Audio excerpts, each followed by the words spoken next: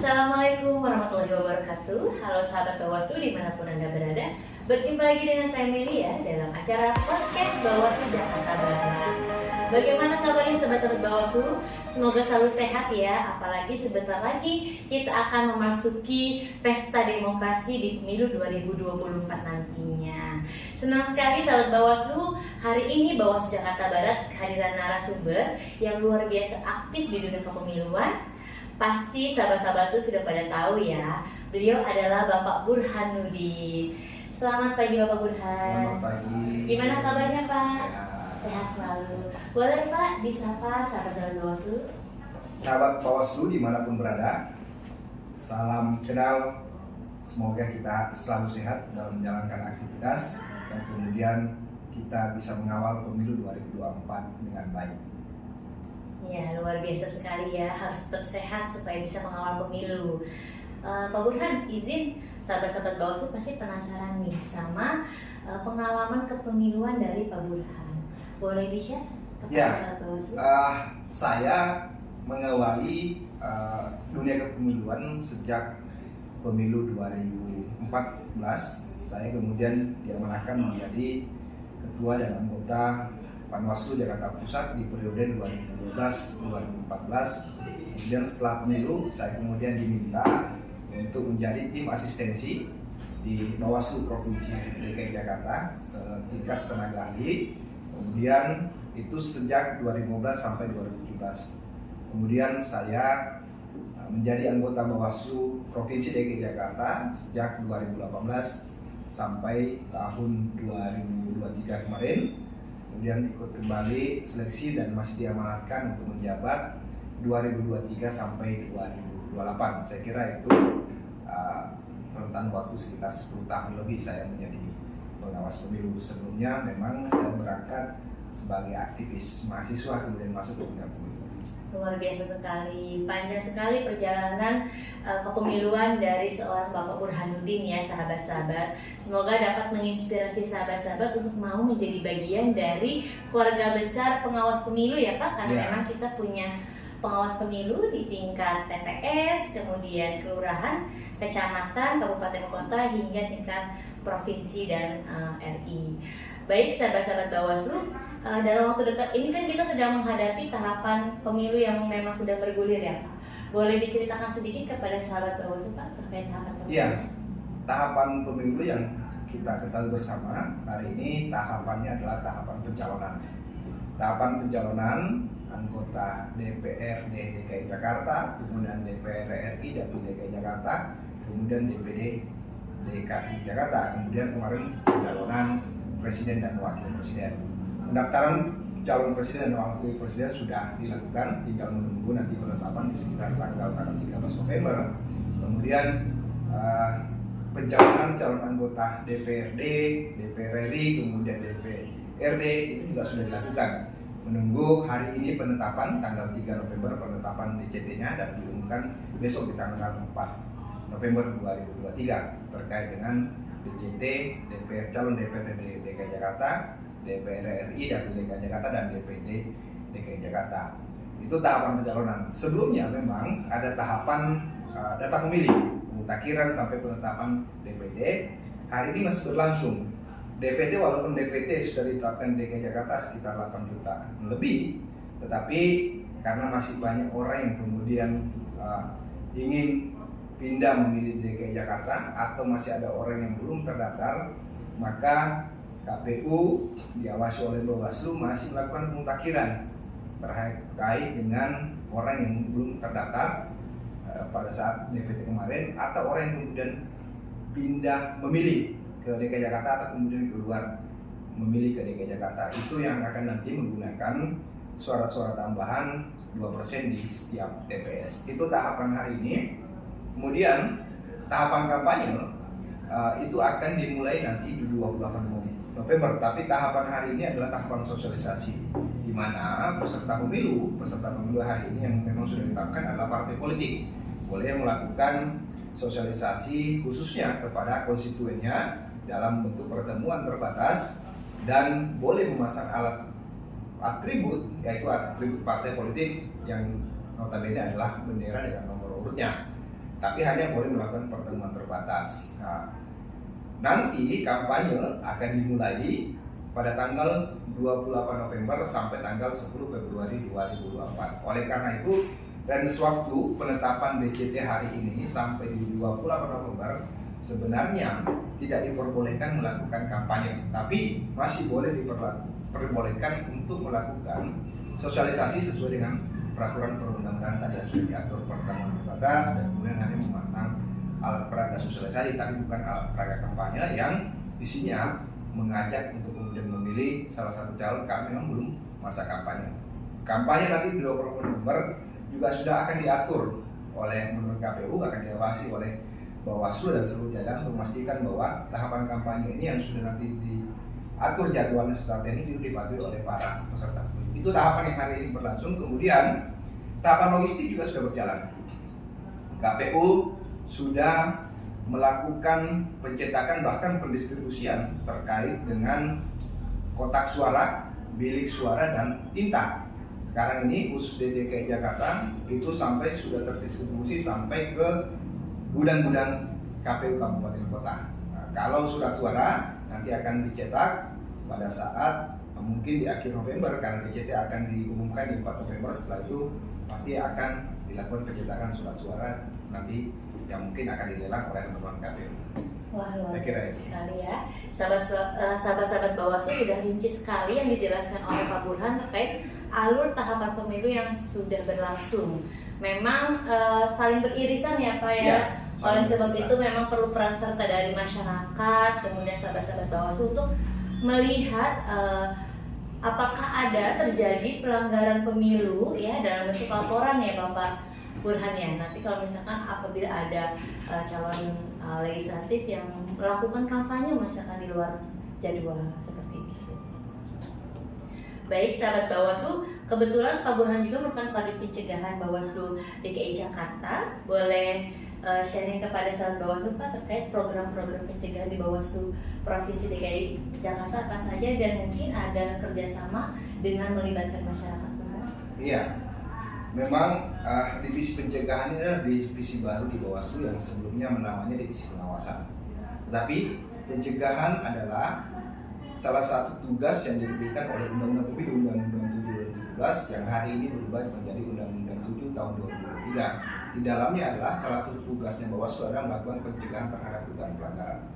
Oleh karena itu, divisi ini memiliki tugas untuk melakukan pencegahan terhadap dugaan pelanggaran di seluruh tahapan pemilu yang saya sebutkan tadi. Oleh karena itu, apa yang kita lakukan? Yang kita lakukan adalah melakukan sosialisasi terkait dengan aturan yang mengikat terkait dengan seluruh tahapan pemilu yang sedang berlangsung, agar supaya tidak terjadi kesalahan prosedur, tidak terjadi kesalahan tata cara dalam melakukan pelaksanaan tahapan tersebut. Kemudian bagaimana memastikan bahwa aturan-aturan tahapan itu kemudian dipatuhi oleh teman-teman KPU juga teman-teman peserta pemilu. Itu yang kita lakukan. Bentuknya apa? Sosialisasi ke kampus-kampus, ke mahasiswa untuk agar supaya mereka juga ikut tadi terlibat sebagai pengawas partisipatif. Teman-teman kampus ini, mahasiswa bisa ikut memastikan bahwa proses tahapan pemilu yang sedang berlangsung ini sesuai dengan prosedur. Caranya apa? Misalnya kalau dia menemukan ada dugaan pelanggaran, boleh menjadi pelapor di Bawaslu. Tapi kalau kemudian tidak berani menjadi pelapor, yang memberikan informasi awal kepada Bawaslu di seluruh tingkatan, tidak hanya di provinsi tapi kabupaten kota, di panwaslu, di panwaslu kelurahan. Kalau tidak berani atau tidak bisa datang ke kantor-kantor Bawaslu, Bawaslu punya call center, Bawaslu punya WhatsApp center, memberikan informasi awal. Nanti kemudian jajaran Bawaslu akan melakukan penelusuran terkait dengan informasi awal yang diberikan untuk memastikan apakah informasi itu benar atau tidak, untuk memastikan apakah ada buktinya dan sebagainya. Kemudian setelah itu kemudian diproses. Kalau memang memenuhi unsur maka akan dijadikan temuan dan kemudian diproses sebagai dugaan pelanggaran pemilu. Itu yang dilakukan dalam proses pencegahan di seluruh tahapan. Selain itu saya kira kita juga sudah bertemu dengan tokoh-tokoh masyarakat, tokoh-tokoh agama, organisasi kepemudaan dan sebagainya untuk sama-sama agar supaya pemilu kita ini kemudian berjalan dengan lancar. Karena kita ketahui bersama bahwa dalam rilis Bawaslu RI di setiap rilis tentang indeks kerawanan pemilu, karena memang kita juga diberikan tugas untuk memetakan kerawanan pemilu khususnya di DKI Jakarta. DKI adalah peringkat pertama kerawanan pemilu di seluruh Indonesia, di seluruh dimensi yang sudah ditetapkan oleh Waslu.ri, di dimensi terkait dengan kontestasi, dimensi terkait dengan penyelenggaraan, dimensi terkait dengan tahapan-tahapan yang lain. Terakhir, DKI Jakarta dinyatakan sebagai provinsi terawan tertinggi dengan skor 75% terkait dengan kampanye di media sosial. Oleh karena itu, kami intens untuk bertemu dengan teman-teman Gen Z, teman-teman mahasiswa yang notabene kami anggap mereka adalah pengguna media sosial yang berpotensi untuk menyebarkan ujaran kebencian, hoax, kemudian isu sara dan sebagainya. Kita berharap bahwa ketika kita kemudian datang ke kampus-kampus bertemu dengan mahasiswa, mereka bisa menjadi bagian yang melakukan pencegahan, bagian yang bisa memberikan pendidikan politik tidak hanya di lingkungannya tapi di keluarga, di teman-temannya, terkait dengan bagaimana kemudian kita bisa memilah mana informasi yang benar, mana informasi yang tidak benar, memilah terkait dengan misinformasi dan disinformasi, atau hal-hal yang kemudian perlu kemudian share dan tidak perlu di-share. Karena banyak berita-berita yang kemudian sudah diramu sedemikian rupa narasinya dengan kepentingan orang tertentu atau punya pretensi politik tertentu, kemudian dilampirkan link berita yang berbeda dengan narasi yang sudah dibuat. Kalau kemudian kita tidak jeli membaca berita-berita itu, maka kita akan kemudian men-share kembali ke media sosial atau ke grup WhatsApp, dan itu kita akan menjadi bagian dari penyebar hoax dan ujaran kebencian kalau itu kemudian narasi itu mengarah ke ujaran kebencian atau isu hoax, atau kemudian menyebar ke video yang sudah diedit yang kebenarannya masih dipertanyakan. Oleh karena itu kita berharap bahwa khususnya teman-teman Gen Z, teman-teman kaum milenial, saring informasi itu dengan benar. Kalau memang itu tidak bisa dipertanggungjawabkan kebenarannya, jangan kemudian kita share ke publik, jangan di-share ke grup-grup WhatsApp yang lain atau Instagram yang lain kalau kemudian kita tidak bisa mempertanggungjawabkan kebenarannya. Karena bisa jadi informasi yang kemudian kita share itu bisa menjadi pemicu terjadinya polarisasi, terjadinya bentrokan, terjadinya perdebatan-perdebatan yang bisa berujung pada pecahnya persatuan dan kesatuan kita sebagai anak bangsa. Itu yang kita lakukan. Selain tadi bagaimana kemudian mencegah terhadap pelanggaran, tapi ada juga tahapan yang kita lakukan, termasuk tadi soal kampanye media sosial yang mengarah kepada ujaran kebencian, hoax dan sebagainya. Itu juga menjadi perhatian Bawaslu DKI Jakarta dan seluruh jajarannya, karena kita pengen pemilu kita di Jakarta ini berlangsung secara damai, secara aman.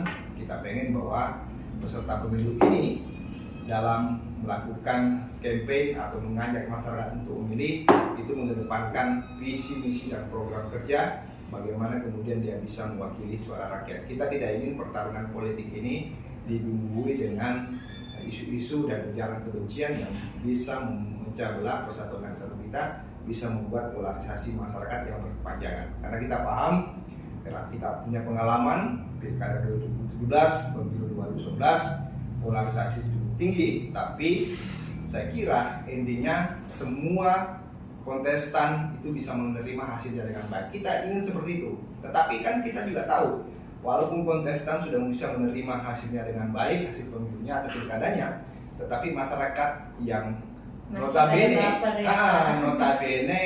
bukan pelaku politik langsung, tapi hanya sebagai simpatisan, bahkan kemudian gotok-gotokan. Hari ini pun kalau kemudian media misalnya melihat WhatsApp-nya di grup teman-temannya, pasti perdebatan soal itu sudah terjadi.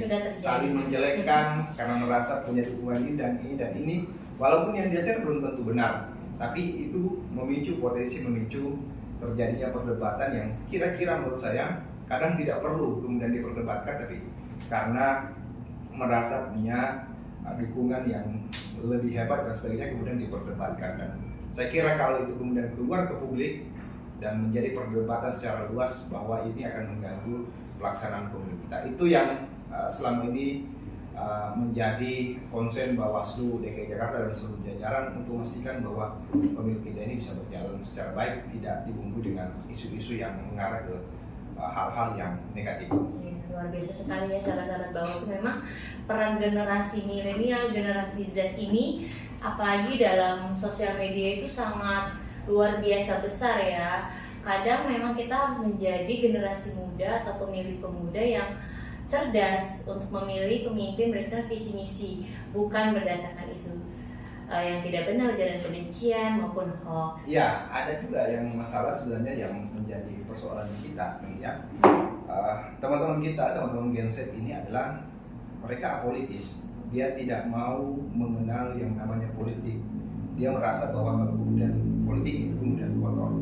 Padahal tanpa pengetahuannya, politik itu adalah terkait dengan kebijakan yang juga mempengaruhi kehidupan mereka masing-masing, termasuk soal kebijakan pendidikan, kebijakan sosial dan budaya dan sebagainya.